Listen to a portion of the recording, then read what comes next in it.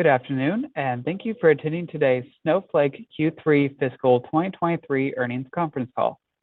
My name is Austin, and I will be your moderator for today.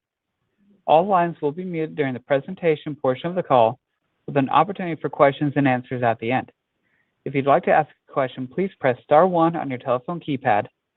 I would now like to pass the conference over to our host, Jimmy Sexton, Head of Investor Relations with Snowflake. Jimmy, please go ahead.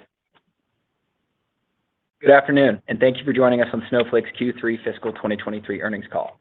With me in Bozeman, Montana are Frank Slootman, our Chairman and Chief Executive Officer, Mike Scarpelli, our Chief Financial Officer, and Christian Kleinerman, our Senior Vice President of Product, who will join us for the Q&A session. During today's call, we will review our financial results for the third quarter, fiscal 2023, discuss our guidance for the fourth quarter and full year fiscal 2023, and discuss our fiscal 2024 outlook.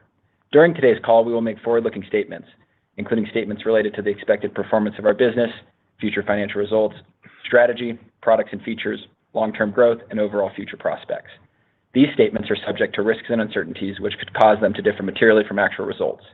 Information concerning those risks is available in our earnings press release distributed after market close today and in our SEC filings, including our most recently filed Form 10-Q for the fiscal quarter ended July 31st, 2022, and the Form 10-Q for the quarter ended October 31st, 2022, that we will file with the SEC.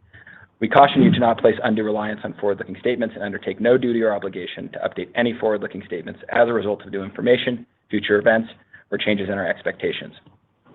We'd also like to point out on today's call, we will report both GAAP and non-GAAP results.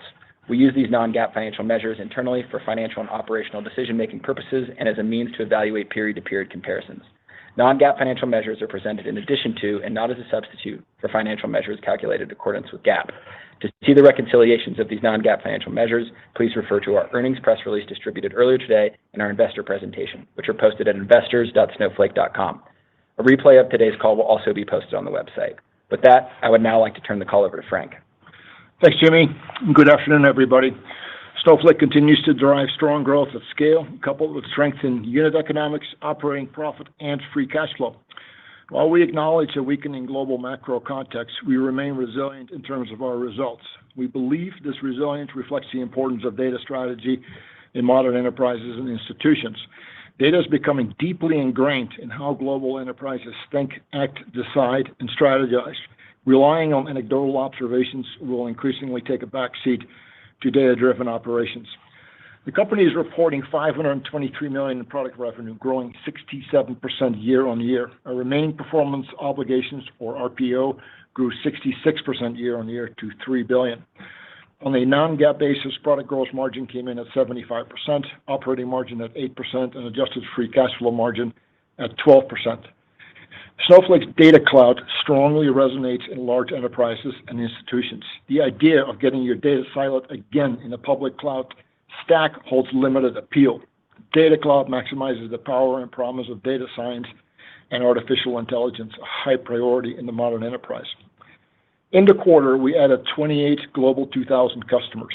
Product revenue from the Global 2000 outpaced the company as a whole, growing 14% quarter over quarter. Global 2000 customers now represent over 40% of revenue. Our mission is the data cloud, the single data universe across geographies, data sources, compute clouds, and cloud regions. A single point of inquiry, analytics, and intelligence. Maximum enablement of data sciences, analytics, and intelligence. Today, Snowflake operates across 37 regional deployments. Year over year, we've expanded our footprint by more than 30%. Customers are embracing this vision. 22% of customers have at least one stable edge, up from 17% a year ago. 66% of customers with over $1 million in trailing 12-month product revenue have at least one stable edge. Snowflake's marketplace listings grew 11% quarter over quarter, now with more than 1,700 data listings. Our strategy is a global data sharing network coupled with unlimited workload enablement. Work needs to find its way to the data instead of the historical habit of moving data to the work.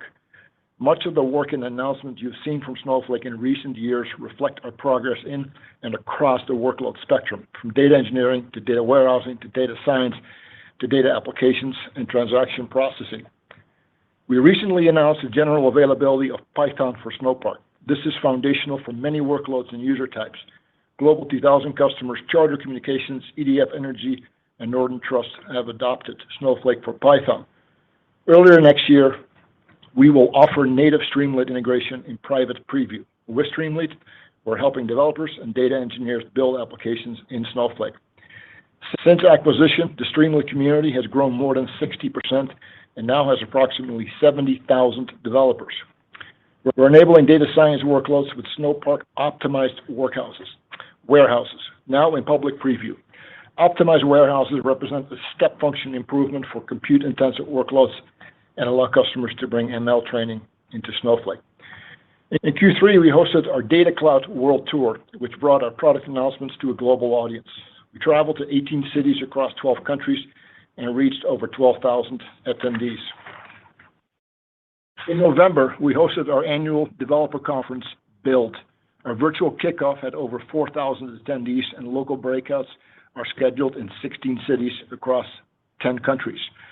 Aside from world-class scale, performance, and economics, Snowflake differentiates with a relentless focus on enterprise-grade, high-trust implementation. Our security and compliance capabilities enable the largest enterprises and institutions worldwide to deploy Snowflake for the most critical use cases and applications. Privacy and compliance, of course, have become far greater challenges in recent years and created new challenges in data operations.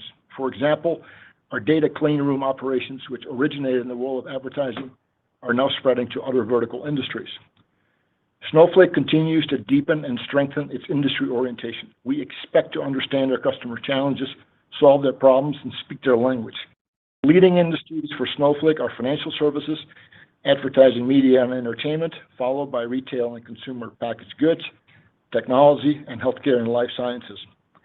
In Q3, product revenue from the financial services industry grew 13% quarter over quarter. For financial services clients, the Depository Trust and Clearing Corporation, or DTCC, recently announced their use of Snowflake Marketplace. Providing clearing and settlement services, DTCC has access to a vast amount of trading data.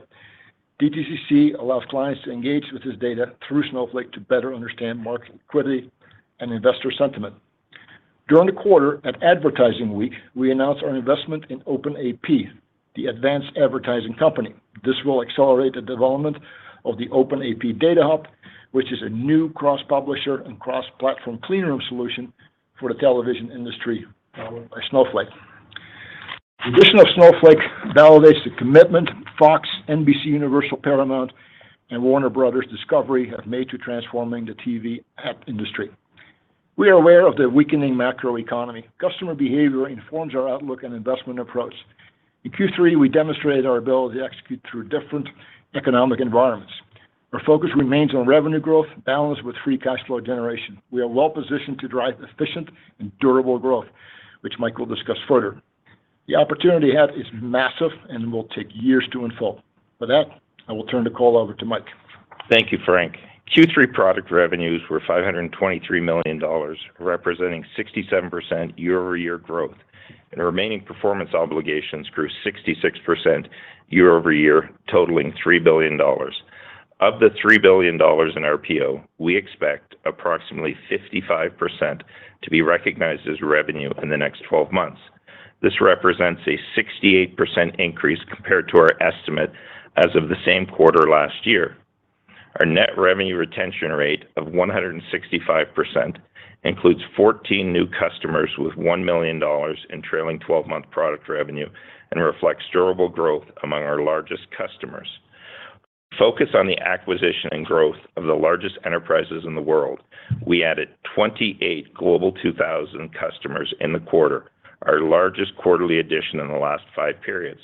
We have confidence in our growth opportunity in these accounts because G2K customers only represent 1.3 million of trailing 12-month product revenue on average. This compares to an average of $3.7 million among customers over 1 million in product revenue. We will continue to grow these accounts through value selling and workload enablement. We are seeing this in our largest accounts today. Quarter over quarter, 6 of our top 10 customers grew faster than the company overall. We are monitoring our key business metrics, which we believe are leading indicators of the macroeconomy impacting our business. In the quarter, we saw varying degrees of strength and weakness worldwide, making it challenging to identify a consistent trend. Our largest segments, North America and EMEA, outperformed SMB and APJ. The strength in North America includes the headwind from the consumer internet companies we mentioned earlier this year. This shows the resiliency of Snowflake as enterprises continue to prioritize data operations.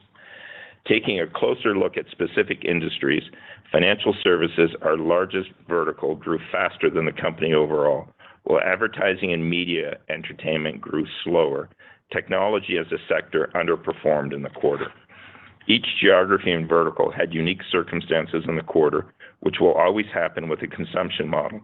With that being said, Q3 results reflect strong consumption overall.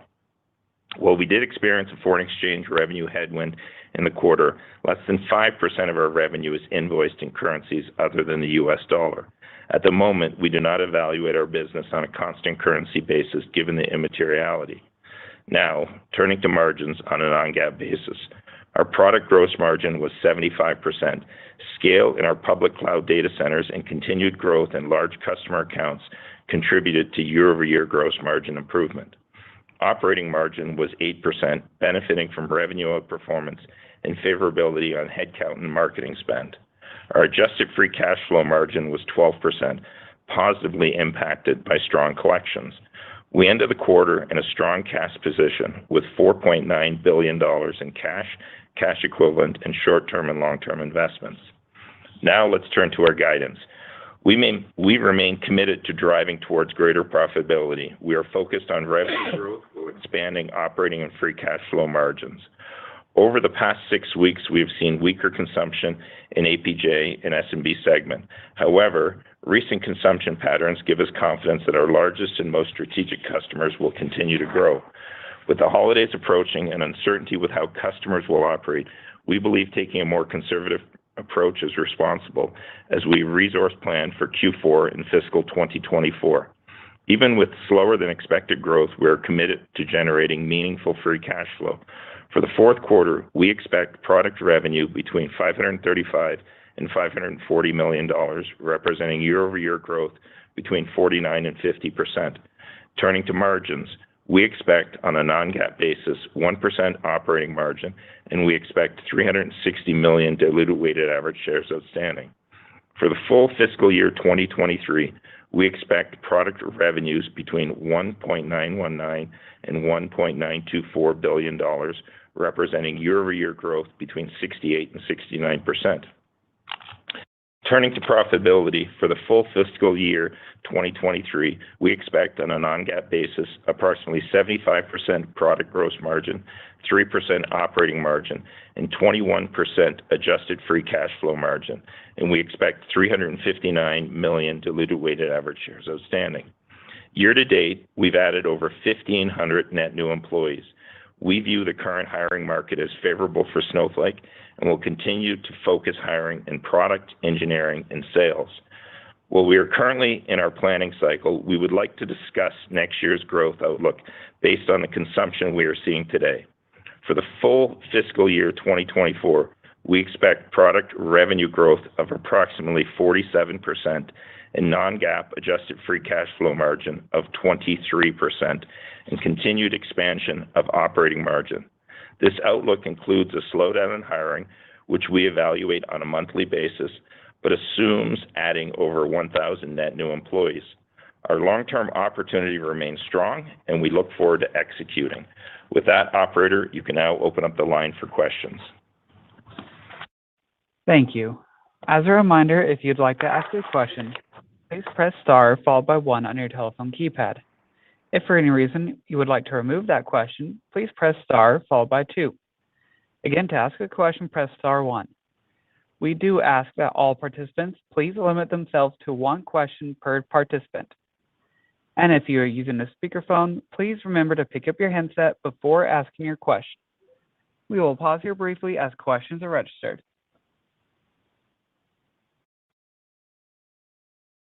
Our first question is with Raimo Lenschow from Barclays. Raimo, your line is open. Hey, thank you. congrats on these strong growth numbers and especially the cash flow. My question was, like, as you think about next year, how should we think about existing customers versus new customers? You obviously had a record new customer add. What are you seeing in terms of customers' willingness to join you? Because like normally in the olden days, people would stay with the incumbent in tough times and just batten down the hatches, etc. It seems to be different for you. So could you speak a little bit of what you're expecting for new customers versus existing customers in that guidance? Thank you. Yeah, well, Raimo, in terms of from a revenue perspective, most of the revenue is really driven by our existing customers because it takes customers time to get their data into Snowflake and ramp up production. But with that said, we're still very much focused on landing new customers. It's not really the quantity, it's the quality of new customers. We tend to focus very much on the largest enterprises, and Global 2000 is one of the metrics that we give, but it's not just Global 2000, it's large public sector clients as well as a lot of the big private companies in the world as well too. And so we're going to continue to do that. And as you can see by the Global 2000, they're still willing to bring in new vendors. Okay, thank you. Our next question is with Kirk Materne from Evercore. Kirk, your line is open.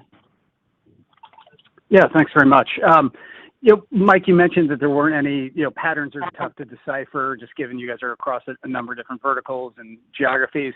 But I was curious, in the verticals that are doing well, like financial services and the like, are you starting to see that the network effects that come along with Snowflake are really helping, those verticals, do well despite the macro backdrop? It's just interesting to note that your stable edges are up, and I expect, those verticals where you've really built out, industry-specific functionalities playing out, and perhaps those customers are able to grow faster, just because they're more locked in, across the entire industry. Can you just talk about that? Thanks. Yeah, well, I'll start and then I'll let Frank. Well, clearly, the network effect is important, and we really do see that in financial services, which have the biggest concentration of stable edges, and you can see that in the outperformance of financial services. But definitely, we are seeing the network effect, and it's really the data sharing is one of the things that is driving that.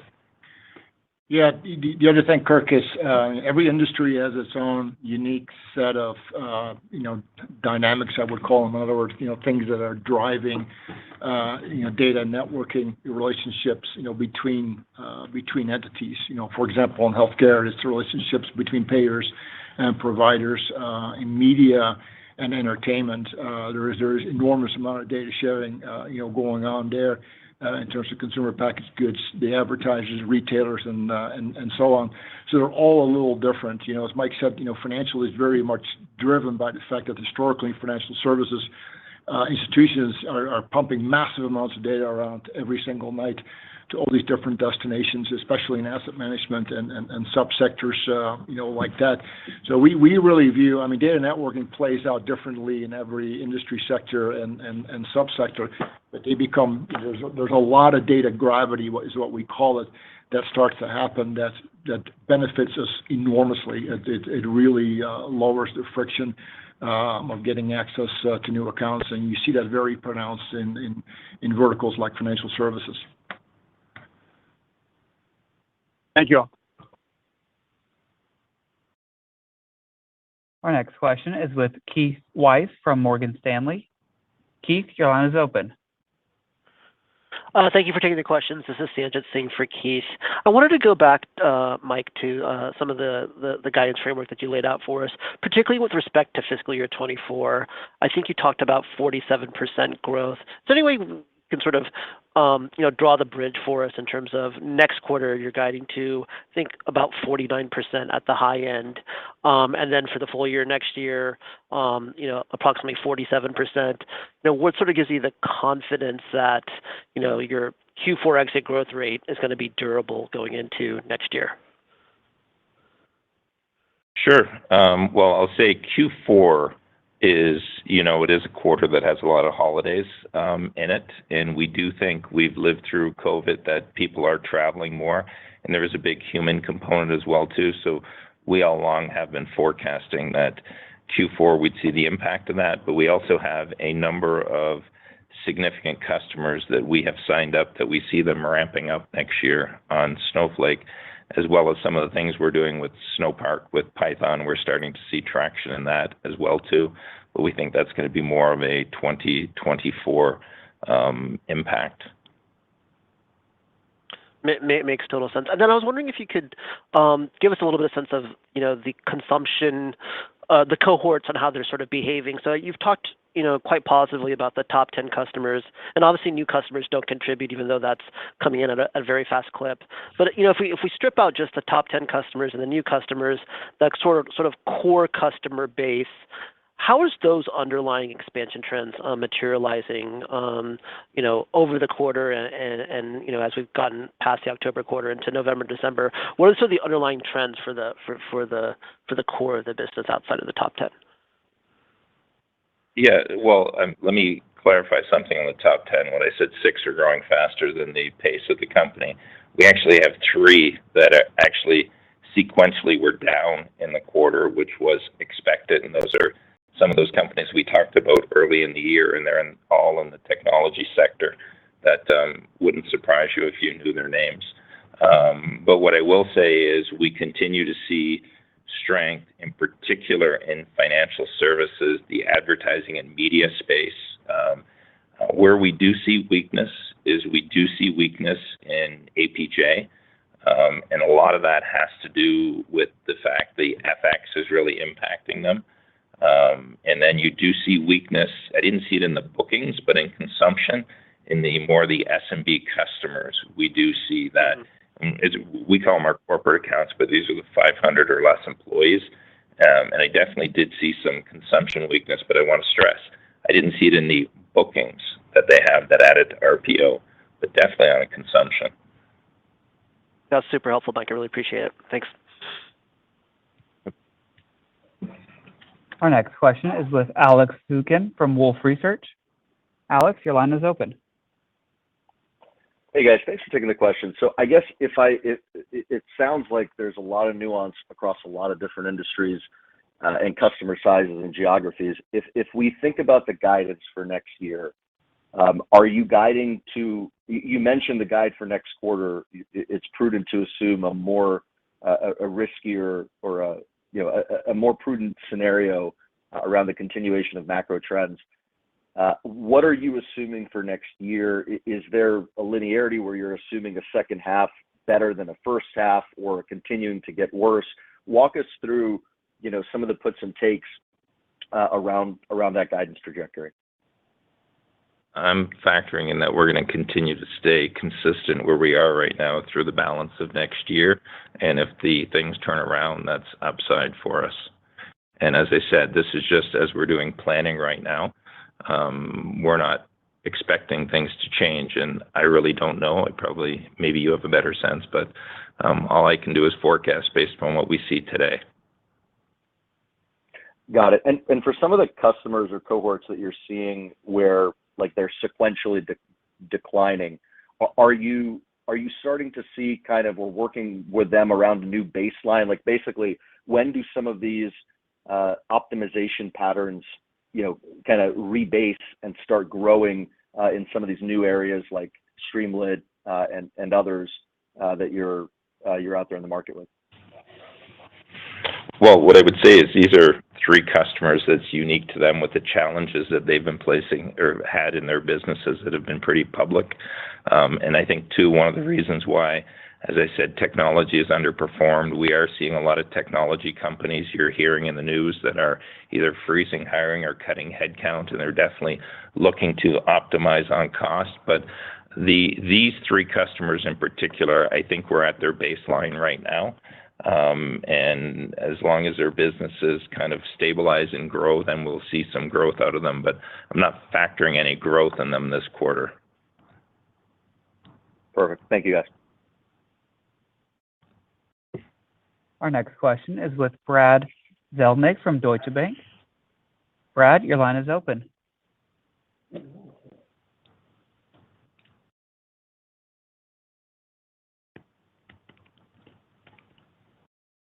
Brad Zelnick from Deutsche Bank, your line is open. You may proceed.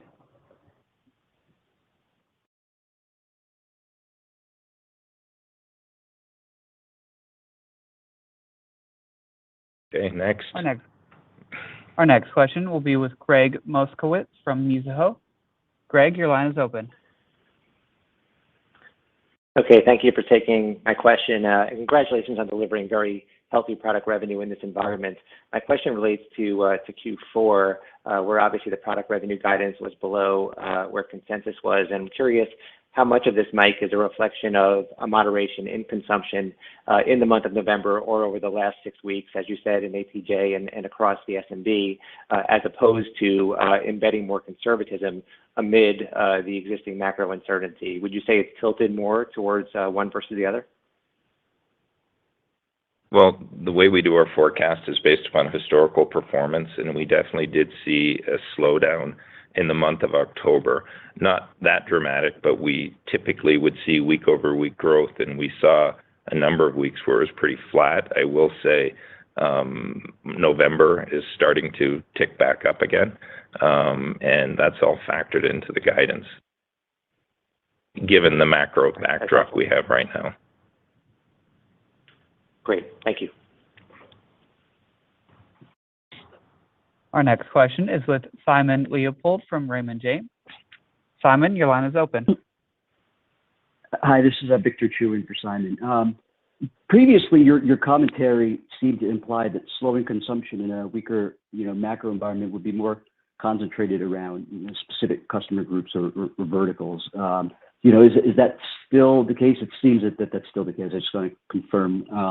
What I guess has changed, versus your expectations in the past. What kind of trends are you observing that are kind of falling out of what you were expecting previously? Well, to be clear, it hasn't changed that much from what we've been expecting all year. And as I said, there are certain verticals that are not performing as well, technology being one of them that we mentioned from where we were 6 months ago. Financial services doing extremely well and expect that to continue. Actually, we landed a very nice deal in the financial services sector that customer will ramp the second half of next year and will be a meaningful customer. I will be a top 10 customer one day. The other area that, as I mentioned, is doing very, very well is the whole advertising media space. And a lot of that is driven by our clean room technology and what we're doing there as well, too. I would say the only thing that's really changed this quarter, and it's a very small piece of overall revenue, is the SMB segment. You're really seeing a slowdown in consumption by those customers. It's not going away, but it's just not growing like it was at the pace of growth. And same with APJ. But U.S. verticals, large enterprises, doing extremely well. Okay. That's helpful. And I guess, can you just give us an update around some of your newer initiatives, like Snowpark and unstructured data and just kind of the traction and progress you're having with those initiatives? Sure. Christian Kleinerman here. Snowpark saw GA on November 7, and as a percentage of customers that are evaluating the technology, it's a very healthy rate. The consumption has not yet materialized because they're planning for migrations, doing POCs, etc., but it's quite promising. And as Frank mentioned, Streamlit will be in private preview at the beginning of the year, which we also think will have a good number of interesting use cases to our customers. Okay, that's helpful. Thank you. Our next question is with Kamil Mielczarek from William Blair. Kamil, your line is open. Hey, thanks for taking my question. You've done a great job growing the sales force this year. The pace of hiring seems to have accelerated in the quarter. Can you talk about where you're focusing incremental investments, and should we expect these new hires to begin to contribute in fiscal 24 to revenue, or will the impact really come in 18 to 24 months, given the time it takes for a new customer to ramp? Well, we're very much focused this year on our hiring and our sales force to go into existing markets. We're not opening many new territories this year, and it's really to go deeper into core markets, both verticals, North America, but in particular Germany, France, and the UK, as well as Australia and Japan and APJ.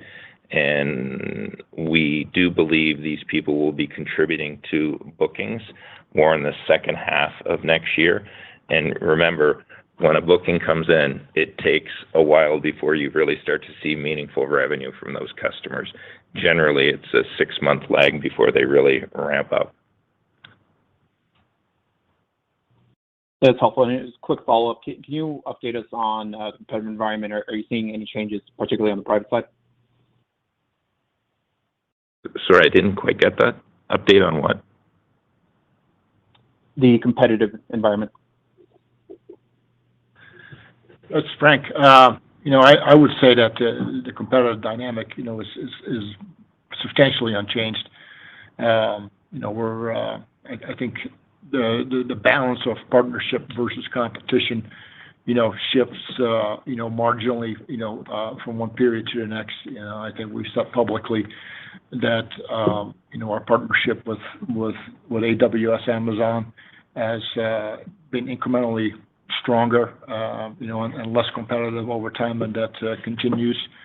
Microsoft has been healthy, and with Google GCP has been, about the same.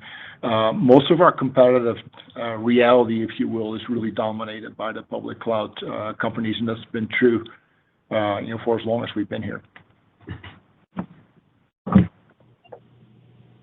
That's all. Thanks again. Our next question is with Derek Wood from Cohen and Company. Derek, your line is open. Great. Thanks. I always like that you guys highlight the average G2K spend. I think you said it was 1.3 million.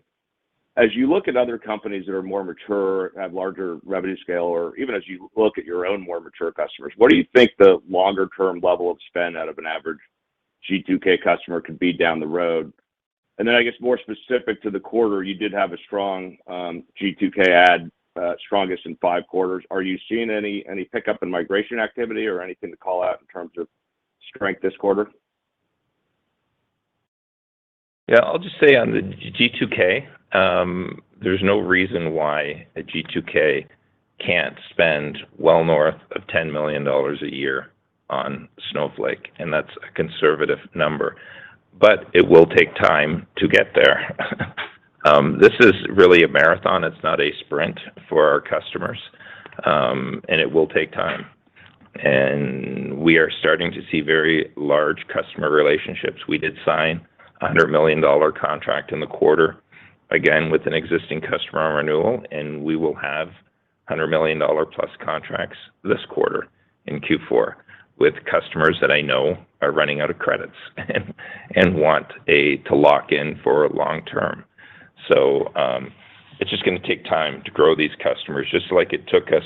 I think Capital One is our largest customer. It's taken them 5.3 years to get to where we are now. Most of our top 10 customers, with the exception of one, have all been 4.5, 5 years old customers to get into that top 10. And we think that trend will continue, that it will take customers that long to ramp to get to those sizes. And then, sorry, Derek, what was the second part of your question? Just the strength in the G2K ads in the quarter, and if it was anything to call out, if you're seeing perhaps a pickup in kind of legacy migration activity? No, what I want to remind you, though, too, is selling into a Global 2000 is not a 1 or 2 quarter event. These are 1 to 2 year sales cycles. So it wasn't surprising to us that we landed these. We've been working on these for quite some time, just like we have a very healthy pipeline of ones for all of next year. what quarter they'll land in is really hard to say. But even if I land them, it takes me 6-9 months to ramp them. Right. But we're very focused on those, and we know who they all are, and we have reps assigned to them. Great color. Thanks.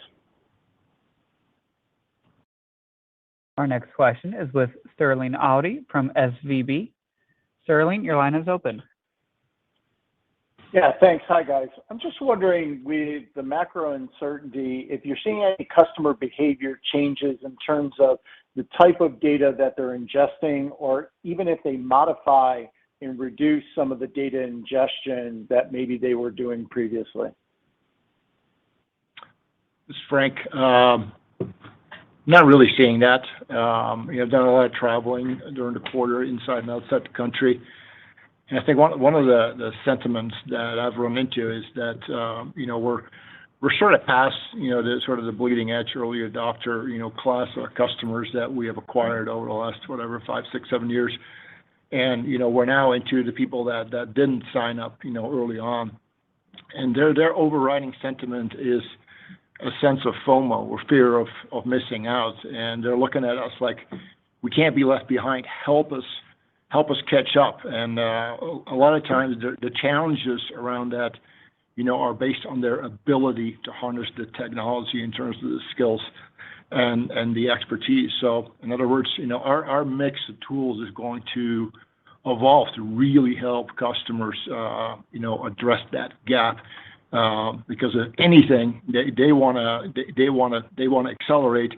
They want to lean in. They want to move faster. They're literally the overriding sentiment is we're afraid to be left behind. This is how important this is, and they're clearly identifying what they think is holding them up in terms of getting there. Makes sense. Thank you. Our next question is with Brad Reback from Stifel. Brad, your line is open. Great. Thanks very much. Mike, as we think about the macro backdrop, what, if any, impacts do we expect for that to have on RPO in 4Q? Thanks. I don't see it having a big impact on Q4 based upon the pipeline of deals and knowing the number of customers I know are running out of credits. And I should say from a current RPO, the big question is whether customers in this environment will do multi-year deals or just choose to renew for 1 year, which they have the option to do as well too. But with that said, I know Q4 will always be our largest addition to RPO. And based upon all the sales calls that we have, I feel pretty good about that right now where we're sitting. But obviously, there's still 2 months left in the quarter. Got it. Thanks very much. Our next question is with Will Power from Baird. Will, your line is open. Oh, great, thanks. Mike, it was great to see the higher free cash flow guidance, I guess, this year, initial expectations, for next year. And I guess the longer-term target looks pretty conservative, I guess, in light of that. But it'd be great just to get kind of perspective on kind of the key upside drivers there relative to what you were previously anticipating. Well, part of it is just what we guided to. This year is going to come in where we thought it was going to come in for the second half of the year. But a lot of it is driven by customer consumption with some of our largest customers and knowing the RPO that I have and the timing of when those things are going to get billed. But coupled with the fact that we are slowing our hiring down next year, we're seeing very positive gross margin improvements. I do think there's more opportunity next year for gross margin improvement, but wait till we guide, just based upon some things we're in discussions with the cloud providers. And I feel pretty good about those numbers sitting here right now in our preliminary planning for next year. Thank you. Our next question is with Mike Cikos from Needham & Company.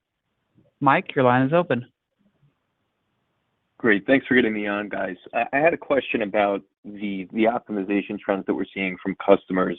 And really, it relates to the cohorts here. But given the current macro backdrop, is it fair to think that newer customers who maybe were onboarded in the most recent 6 or 9 months and are on that growth trajectory, are they at a slower rate versus previous cohorts? Can you elaborate at all as far as what the more recent cohorts are demonstrating from a growth perspective? I really haven't looked at that, but I'm not. What I will say is customers today, we spend a lot more time with them on making sure they use Snowflake efficiently, and there's a lot more people that have experience with Snowflake that it's, I think the customers that we're growing on Snowflake today that are starting out are much, much more efficient in how they use Snowflake. But I'll turn it over to Christian, who actually talks to a lot of our customers. Yeah, we're very focused on helping our customers do not go through the cycle of grow, optimize, but just be on a smoother curve all along. And it is, as Mike said, expectation setting, explaining and with training and other material, but also product enhancement.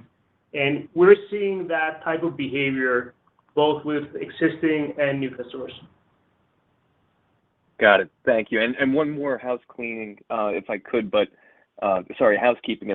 can you just remind us what the revenue exposure is from a contribution standpoint from that SMB segment that we had called out? It's less than 10%. It's right around 10%. Terrific. Thank you, guys. Our next question will be from Steve Koenig from SMBC. Steve, your line is open. Great. Hey, thanks for taking my question, guys. So, your ability to grow revenue 67% year on year in this environment speaks to very strong long-term adoption trends. But I'm wondering more on a short-term basis. If we look at quarter-on-quarter product revenue additions, I think it's kind of gone flattish in Q3 year on year and may go negative next quarter. So I'm wondering, how do you think about planning your sales additions, and maintaining sales productivity? I'm curious about your thought process there. That's all I have. Thanks very much. Yeah, I will say in a consumption model, quarter-over-quarter additions is not as meaningful because so much of the consumption is tied to what customers are doing at specific times in their business. And also Q4, as I said, is one that has seasonally higher number of holidays with people taking. And remember, about 70% of our revenue is tied to human interaction with our system. 30% is really driven by scheduled jobs, so that has an impact. But also, I want to remind you that a lot of the stuff we've been doing around hardware improvements and stuff is really hitting us in Q4. Okay, great. Thank you very much. Our final question shall be from Brent Bracelin with Piper Sandler. Brent, your line is open. Thank you. Good afternoon. Thanks for squeezing me in here. I totally get how consumption could slow here, just given some of the challenges in these verticals, obviously recessionary headwinds. I'd be curious and more curious to hear the offset to consumption, which is expanding number of use cases. So do you have any sights or visibility into how in a recessionary environment, customers' appetite to expand either into new departments or expand into data science? Some of our job postings data suggests that there are people aggressively hiring for Snowflake in data science scenarios. So I'd love to get the view here on how quickly over the next year or two you could see use cases drive a offset to consumption. Yeah, just having visited with lots of customers during our Data Cloud World Tour, we see pretty high interest on a number of new use cases. Snowpark for data engineering as well as data science. Cybersecurity as a new workload, we see a lot of interest from our customers. And even though it's a little bit later in when it materializes on our end, Unistore and the ability to build applications in Snowflake is definitely driving a lot of interest. So the willingness to expand the use cases seems unaffected by the broader context. Helpful color. Thank you. That concludes today's call. Thank you for your participation. You may now disconnect your line.